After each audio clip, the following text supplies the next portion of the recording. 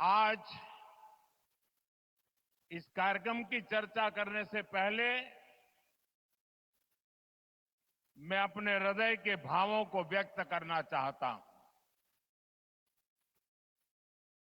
जब 2013 में भारतीय जनता पार्टी ने मुझे प्रधानमंत्री पद के उम्मीदवार के रूप में निश्चित किया, तो मैंने सबसे पहला काम किया था रायगढ़ के किले पर जाकर के छत्रपति शिवाजी महाराज की समाधि के सामने बैठ करके प्रार्थना की थी। एक भक्त अपने आराध्य देव को जिस प्रकार से प्रार्थना करता है, उसे भक्ति भाव से आशीर्वाद लेकर के मैंने राष्ट्र सेवा की एक नई यात्रा का आरंभ किया था। पिछले दिनों सिंधुदुर्ग में जो हुआ, मेरे लिए, मेरे सभी साथियों के लिए छत्रपति शिवाजी महाराज ये सिर्फ नाम नहीं है। हमारे लिए छत्रपति शिवाजी महाराज ये सिर्फ राजा महाराजा राजपुरुष मात्र नहीं है। हमारे लिए छत्रपति शिवाजी महाराज आराध्य देव है।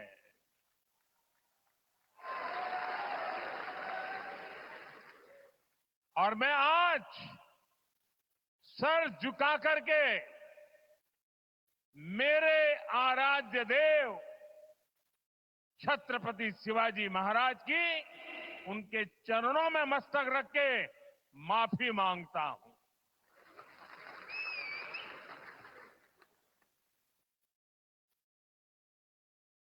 हमारे संस्कार अलग है।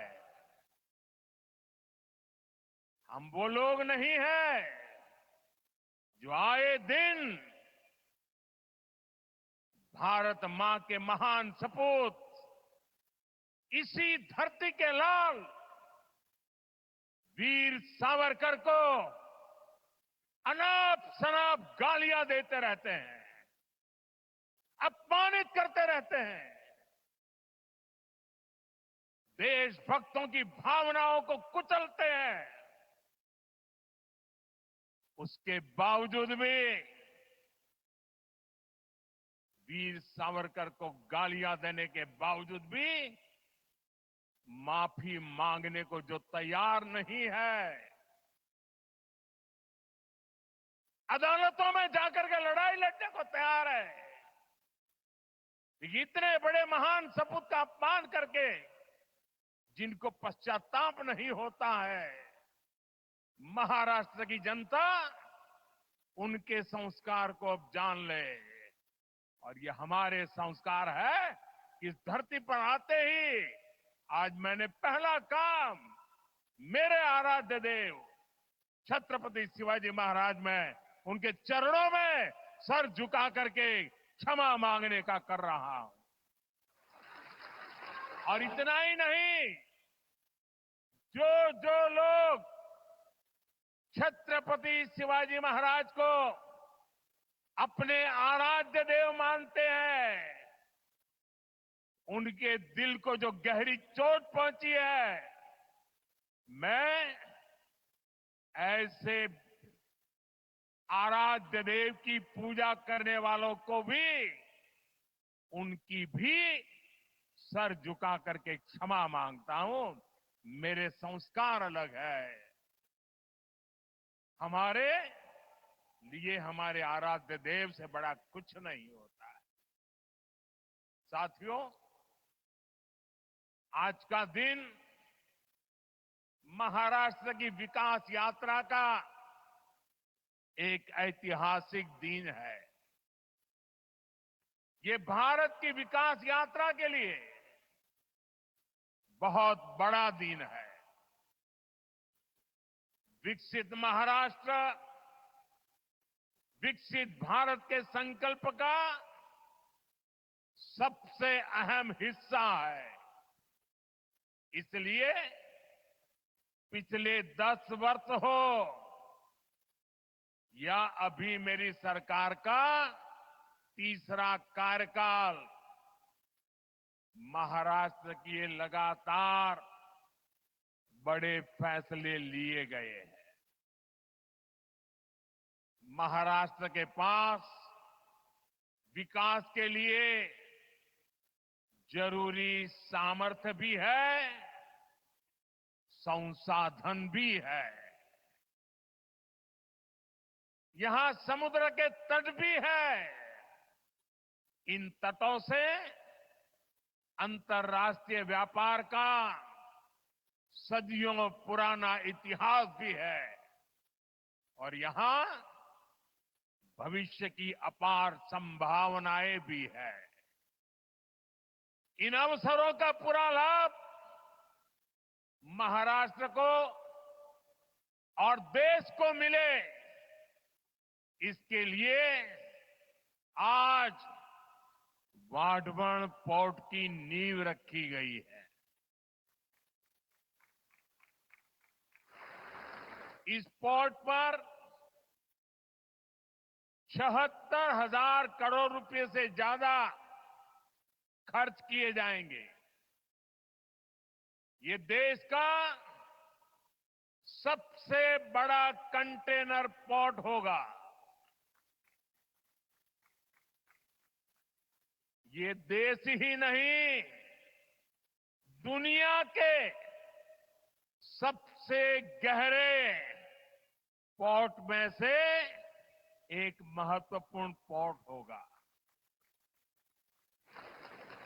आज देश के सभी कंटेनर पोर्ट से जितने कंटेनर आते जाते हैं, पूरे देश के टोटल की मैं बात कर रहा हूं, आज जितने टोटल आते जाते हैं उससे ज्यादा कंटेनर का काम अकेले वाढवण पोर्ट पर होने वाला है।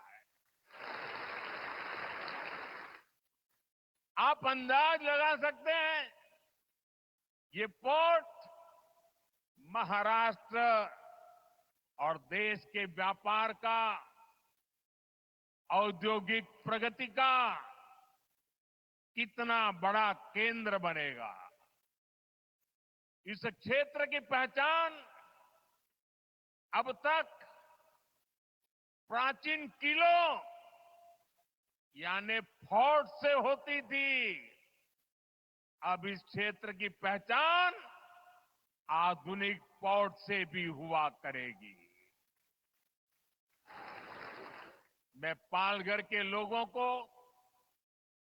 महाराष्ट्र के लोगों को, देश के लोगों को बहुत बहुत बधाई देता हूं। साथियों, हमारी सरकार ने 2-3 दिन पहले ही दिघी पोर्ट औद्योगिक क्षेत्र के विकास को भी मंजूरी दे दी है। यानी ये महाराष्ट्र के लोगों के लिए डबल खुशखबरी है। ये औद्योगिक क्षेत्र छत्रपति शिवाजी महाराज की राजधानी रायगढ़ में विकसित होने वाला है। इसलिए ये महाराष्ट्र की पहचान का, छत्रपति शिवाजी महाराज के सपनों का भी प्रतीक बनेगा। दिघी पोर्ट औद्योगिक क्षेत्र से पर्यटन और इको रिसोर्ट को भी बढ़ावा मिलेगा। साथियों, आज यहां मच्छीमार भाई बहनों के लिए भी 700 करोड़ रुपए से ज्यादा की विकास परियोजनाओं का शिलान्यास किया गया है। देश की अलग अलग जगहों पर 400 करोड़ रुपए से ज्यादा की परियोजनाओं का उद्घाटन भी यहीं से हुआ है। इन सब प्रोजेक्ट्स के लिए भी अपने मछुआरे भाई बहनों को, आप सभी साथियों को बधाई देता हूं। वाढवण पोर्ट हो, दीघी पोर्ट इंडस्ट्रियल एरिया का विकास हो, फिशरीज की योजनाएं हो, इतने बड़े बड़े काम माता महालक्ष्मी देवी, माता जीवदानी और भगवान तुंगारेश्वर के आशीर्वाद से ही हो रहे हैं।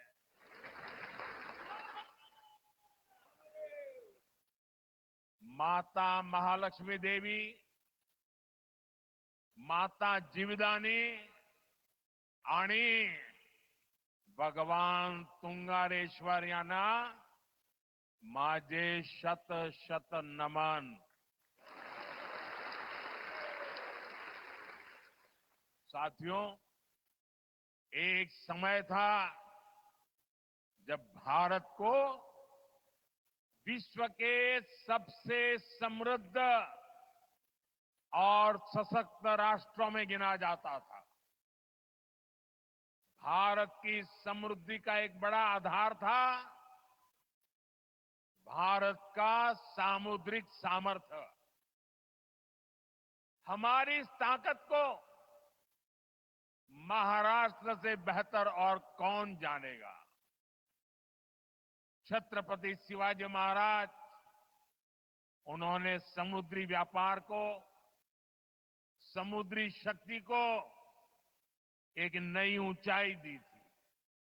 उन्होंने नई नीतियां बनाई, देश की प्रगति के लिए फैसले लिए। कभी हमारी ताकत इतनी थी कि दरिया सारंग कान्होजी आंग्रे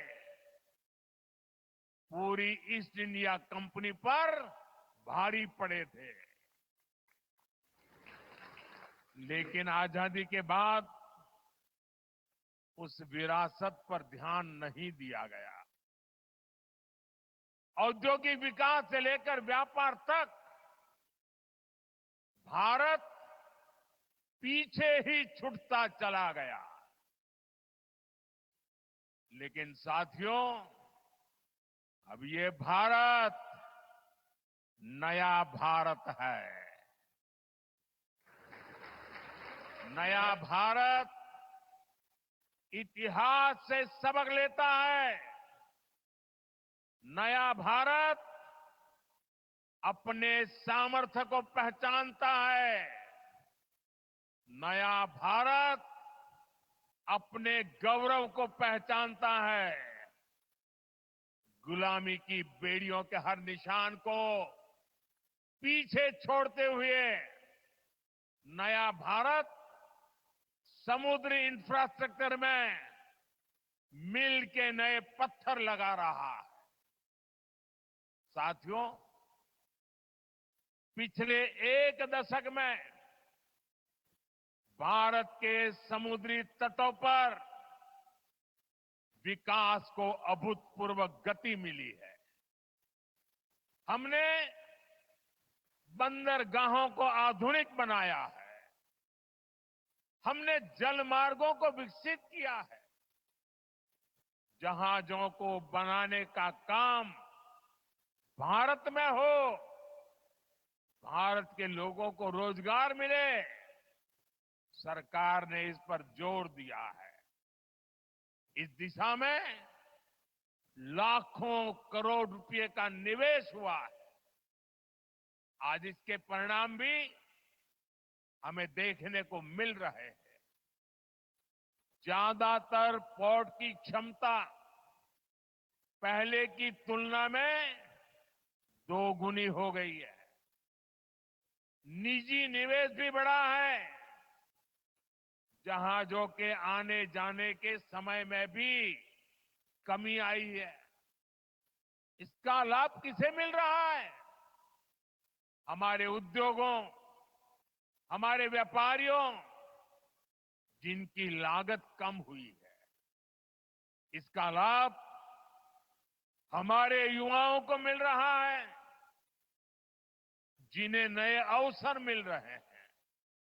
इसका लाभ उन नाविकों को मिल रहा है, जिनकी सुविधाएं बढ़ी है। साथियों, आज वाटवर्ण पोर्ट पियर पूरी दुनिया की नजर है।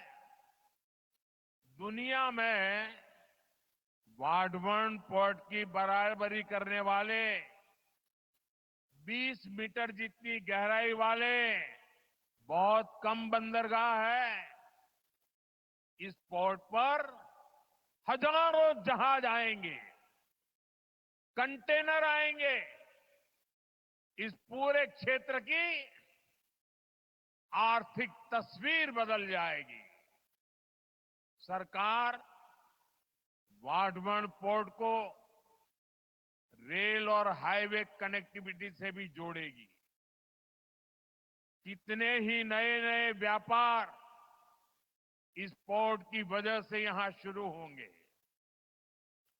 यहां वेयर हाउसिंग के काम में बहुत तेजी आएगी और इसकी लोकेशन, ये तो सोने पर सुहागा है। Western dedicated freight corridor, Delhi Mumbai expressway, सब कुछ बहुत पास है। पूरे साल यहां से कार्गो आएगा जाएगा और इसका सबसे ज्यादा लाभ आप लोगों को मिलेगा, मेरे महाराष्ट्र के भाई बहनों को मिलेगा, मेरी नई पीढ़ी को मिलेगा। साथियों, महाराष्ट्र का विकास ये मेरी बहुत बड़ी प्राथमिकता है। आज मेक इन इंडिया का लाभ महाराष्ट्र को हो रहा है। आज आत्मनिर्भर भारत अभियान का लाभ महाराष्ट्र को हो रहा है। आज भारत की प्रगति में हमारा महाराष्ट्र बहुत बड़ी भूमिका निभा रहा है। लेकिन ये दुर्भाग्य है कि महाराष्ट्र विरोधी दलों ने आपके विकास पर, आपकी भलाई पर हमेशा ब्रेक लगाने की कोशिश की। मैं आज आपको इसका एक और उदाहरण देता हूं। भाइयों और बहनों, हमारे देश को वर्षों से दुनिया के साथ व्यापार के लिए एक बड़े और आधुनिक पोर्ट की जरूरत थी। महाराष्ट्र का पालघर ही इसके लिए सबसे उपयुक्त जगह है। ये पोर्ट हर मौसम में काम कर सकता है, लेकिन इस प्रोजेक्ट को 60 वर्षों तक लटका कर रखा गया। महाराष्ट्र और देश के ये योजना इतने जरूरी काम को कुछ लोग शुरू ही नहीं होने दे रहे थे। 2014 में आप सबने हमें दिल्ली में सेवा करने का मौका दिया। 2016 में जब हमारे साथी देवेंद्र जी की सरकार आई, तब इस पर उन्होंने गंभीरता से काम शुरू करवाया। 2020 में यहां पोर्ट बनाने का फैसला भी कर लिया गया, लेकिन उसके बाद सरकार बदल गई और 2.5 साल तक फिर यहां कोई काम नहीं हुआ। आप मुझे बताइए, अकेले इस प्रोजेक्ट से यहां कई लाख करोड़ रुपए के निवेश का अनुमान है। यहां करीब 12 लाख रोजगार के अवसर पैदा होंगे। महाराष्ट्र के इस विकास से आखिरी किसे आपत्ति थी? कौन लोग थे जो महाराष्ट्र के विकास को ब्रेक लगा रहे थे? ये कौन लोग थे जिनको महाराष्ट्र के नौजवानों को रोजगार मिले इससे इतराज था? पहले की उन सरकारों ने क्यों इस काम को आगे नहीं बढ़ने दिया? ये बात महाराष्ट्र की जनता को कभी भी भूलना नहीं चाहिए। सच्चाई ये है कि कुछ लोग महाराष्ट्र को पीछे रखना चाहते हैं, जबकि हमारे एनडीए की सरकार, यहां हमारी महायुति की सरकार महाराष्ट्र को देश में सबसे आगे ले जाना चाहती है।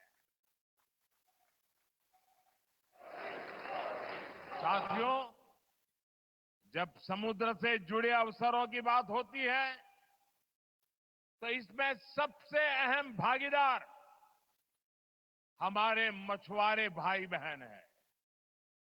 मच्छीमार बंधू भगिनींना, आपल्या 5 से 26 मच्छीमाराची गावे, कोळीवाडे आणि 15 लाख मच्छीमारांच्या लोकसंख्येसह महाराष्ट्राचे मत्स्यपालन क्षेत्रातील योगदान खूप मोठे आहे। अभी मैं पीएम मत्स्य संपदा के लाभार्थी साथियों से बात भी कर रहा था। इनके परिश्रम से 10 वर्षों में कैसे इस सेक्टर की तस्वीर बदली है, कैसे देश की योजनाओं से, सरकार के सेवा भाव से करोड़ों मछुआरों का जीवन बदल रहा है। ये आज हमें देखने को मिल रहा है। आपकी मेहनत ने कितना कमाल किया है, ये जानकर आपको भी खुशी होगी। आज भारत दुनिया का दूसरा सबसे बड़ा मछली उत्पादक देश बन गया है। 2014 में देश में 80 लाख टन मछली का ही उत्पादन होता था। आज करीब करीब 170 लाख टन मछली का उत्पादन भारत कर रहा है। यानी सिर्फ 10 साल में मछली का उत्पादन आपने 2 गुना कर दिया है। आज भारत का सी फूड निर्यात भी तेजी से बढ़ रहा है। 10 साल पहले देश से 20,000 करोड़ रुपए से कम का झींगा निर्यात होता था। आज 40,000 करोड़ रुपए से ज्यादा की झींगा निर्यात होता है। यानी झींगा का निर्यात भी आज 2 गुने से ज्यादा हो गया है। हमने जो ब्लू रिवॉल्यूशन स्कीम शुरू की थी, उसकी सफलता चारों तरफ दिख रही है। इस योजना से रोजगार के लाखों नए अवसर तैयार हुए हैं। आमच्या सरकारच्या निरंतर प्रयत्नामुळे कोट्यावधी मच्छीमारांचे उत्पन्न वाढले आहे. त्यांचा जीवन स्तर सुधारला आहे. साथियों, हमारी सरकार मछली उत्पादन में महिलाओं की भागीदारी को बढ़ाने के लिए भी काम कर रही है. प्रधानमंत्री मत्स्य संपदा योजना के तहत हजारों महिलाओं को मदद दी गई है. आप भी जानते हैं कि मछली पकड़ने के लिए जाने वाले लोगों को अपने जीवन का खतरा भी उठाना पड़ता है. घर की महिलाएं, पूरा परिवार चिंता में जीता था. हम आधुनिक टेक्नोलॉजी और सैटेलाइट की मदद से इन खतरों को भी कम कर रहे हैं. आज जो ये वेसल कम्युनिकेशन सिस्टम शुरू हुआ है, वो तो हमारे मच्छीमार भाई बहनों के लिए बहुत बड़ा वरदान होगा. सरकार मछली पकड़ने वाले जहाजों पर 1,00,000 ट्रांसपोंडर लगाने जा रही. इसकी मदद से हमारे मछुआरे साथी अपने परिवारों से, बोट मालिकों से, फिशरीज डिपार्टमेंट से, समुद्र की सुरक्षा करने वालों से हमेशा जुड़े रहेंगे. चक्रवात के समय, समुद्र में किसी अनहोनी के समय हमारे मछुआरे साथी जब चाहे अपना संदेश सैटेलाइट की मदद से किनारे पर संबंधित लोगों को भेज पाएंगे. संकट के समय आपका जीवन बचाना आप तक सबसे पहले पहुंचना सरकार की बहुत बड़ी प्राथमिकता है.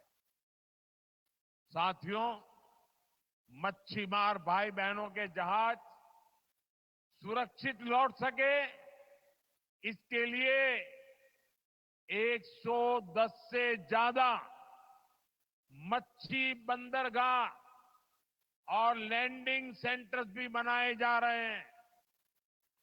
कोल्ड चेन हो, प्रोसेसिंग की व्यवस्था हो, नाव के लिए लोन की योजना हो या पीएम मत्स्य संपदा योजना हो, ये सारी योजनाएं मच्छीमार भाई बहनों के हित के लिए ही बनाई गई है.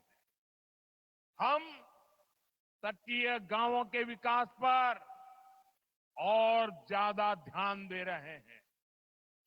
आपका सामर्थ्य बढ़ाने के लिए मच्छीमार सरकारी संस्थाओं को भी, सहकारी संस्थाओं को भी मजबूत बनाया जा रहा है. साथियों, पिछड़ों के लिए काम करना हो या वंचितों को अवसर देना हो, बीजेपी और एनडीए सरकारों ने पूरे समर्पण भाव और ईमानदारी से काम किया. आप देखिए, देश में इतने दशकों तक मच्छीमार भाई बहनों और आदिवासियों की क्या स्थिति रही. पुरानी सरकारों की नीतियों में हमेशा इस समाज को हाशिए पर रखा गया. देश में इतना बड़ा आदिवासी बहुल क्षेत्र है, फिर भी आदिवासियों के कल्याण के लिए कभी एक विभाग तक नहीं बनाया गया. अलग जनजातीय मंत्रालय की स्थापना भाजपा एनडीए सरकार ने ही की थी. हमारी ही सरकार ने मछुआरों के कल्याण के लिए अलग मंत्रालय भी बनाया। हमेशा उपेक्षित रहे आदिवासी इलाकों को अब पीएम जनमन योजना का लाभ मिल रहा है। हमारा आदिवासी समाज, हमारा मच्छीमार समाज आज भारत की प्रगति में बड़ा योगदान दे रहा है। साथियों, आज मैं महायुति की सरकार की एक और बात के लिए विशेष रूप से सराहना करूंगा।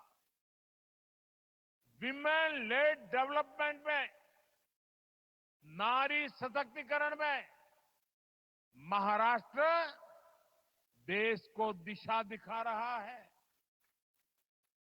आज महाराष्ट्र में अनेक उच्च पदों पर महिलाएं बहुत ही शानदार काम कर रही है।